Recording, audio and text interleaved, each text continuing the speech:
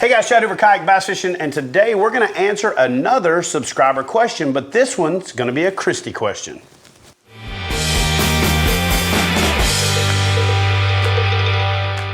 All right, baby, so let's talk about one of your questions from the community tab. So, MUSA 2.0. MUSA 2.0. Yeah, MUSA 2.0. Said. Hopefully we didn't bastardize that. MUSA 2.0 said. Oh.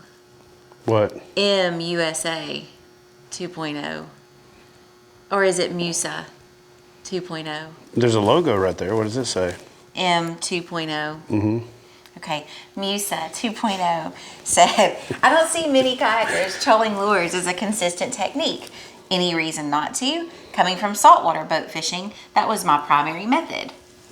All right, so let me start this off by saying that I haven't really put Kristie in a position to do a lot of trolling. For the most part, we don't put a lot of extra rod holders on her kayak, and you know, I don't troll a lot when we're fishing together, so it's not a technique that she's been introduced to.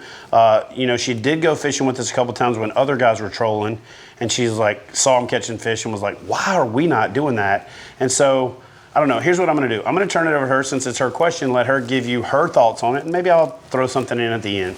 So, I actually have only fished, is it called trolling fishing? Troll fishing? It's not troll fishing.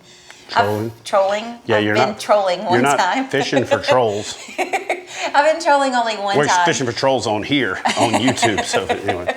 Oh, I'm sure there'll be some, especially with me in the videos. They're great. But I've only been trolling one time, and that was at Long Branch Lakes. And actually, Joe Hoppenrich, which you guys have probably seen on a few different videos, he was fishing. He said, Kristie, while you're paddling back to the dock, why don't you just go ahead and have a line out behind you and troll?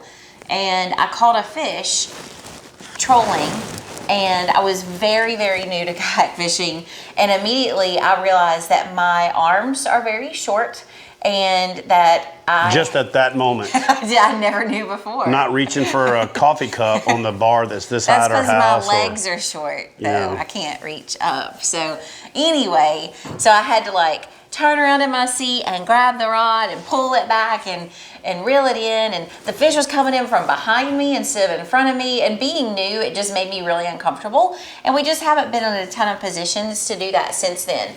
I've seen a couple of really big fish caught while people are trolling, and I'm a little envious, so maybe that's just something that we'll start to try, and you guys can see the evolution of me figuring out how to troll fish. Troll, yeah. Yeah, so here's what I'll say. You didn't make it to Bienville Plantation with us, and you know, I was still recovering from the cardiac incident, and I still kind of had some health issues, and it was difficult to paddle. It was difficult to be really active at all, but I was out there doing hosting duties. Now, being real, you've got to catch at least one fish if you're the host of the show, and I was watching these guys catch fish, you know, all day long, and they were in the 10, and then or the 10 Invitational, and then in the 10, and so I decided I want to catch a fish. I had a Torpedo on my boat. I took a Hog Farmer. It's like an umbrella rig. It's a Alabama rig. I pitched it out. I set the motor to the speed that I wanted. As the lure was falling to the bottom, I controlled my depth. I trolled across this ridge, and legitimately on my first pass, trolling at 1.4 knots, I smashed a big fish, and that big fish was the biggest fish I caught that weekend, and it was definitely because of the fact that I was controlling my speed, the depth of the lure. It's a deadly effective presentation. It's something that I do going from spot to spot just because, like Joe said, you're covering water anyway, you might as well have a lure out.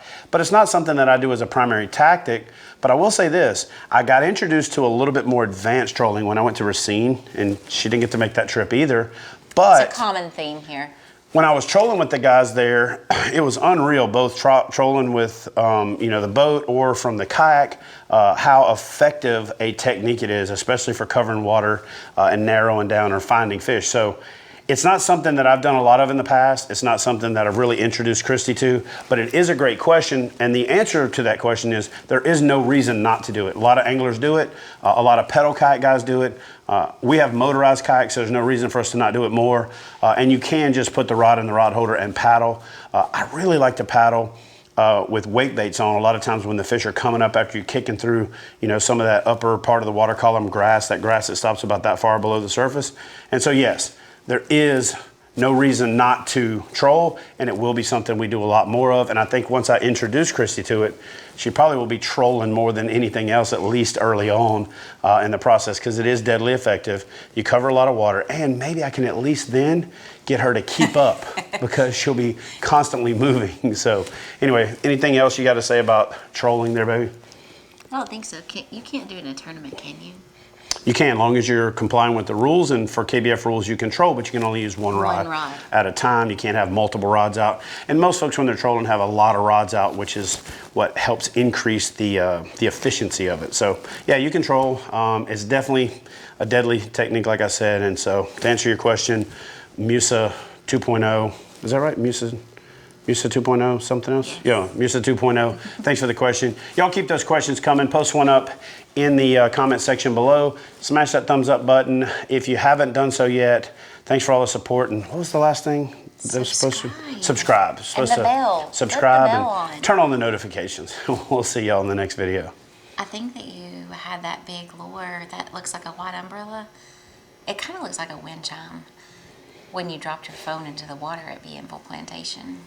That is exactly what I had. And I dropped it in the water right after I caught the fish. Were you excited that you caught a fish and that's why you threw your phone in the water?